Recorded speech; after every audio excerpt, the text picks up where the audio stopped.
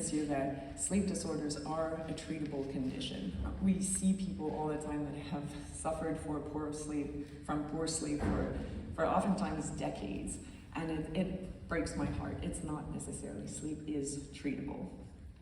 So, sleep, the first thing I want to say is that really sleep it's a fundamental biological function. It's not an option, and it's not the thing that your brain does. It doesn't turn off at the end of the day. Sleep is actually a very active process that supports other mental and biological and physical functions.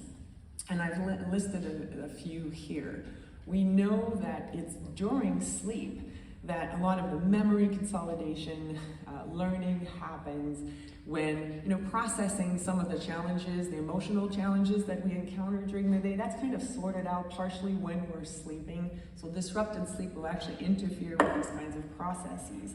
From the physical perspective, consolidated sleep is extra important when it comes to immune functions, tissue repair, and cardiovascular function. So any kind of acute or chronic sleep disturbances will have either an acute or very chronic type of impact on both mental and physical health. And I'm sure you've seen in the news all sorts of reports that poor sleep is associated with early dementia, with increased injury, and it's all true. Whenever we look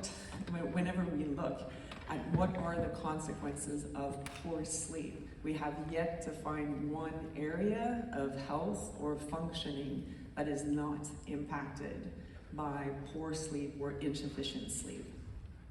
I think it's especially important too in the context of high operational tempo, when people have to make multiple decisions very quickly under high stress, where the assessment of risk, the decisions for how to go about certain situation, is actually another aspect of mental or cognitive functioning that is impacted by poor sleep in a very sneaky way. The more sleep deprived we are, the less we think we're impacted by sleep loss. So we think we get used to it, we get desensitized to it. So our perception of our performance, of our readiness, is impacted by poor sleep.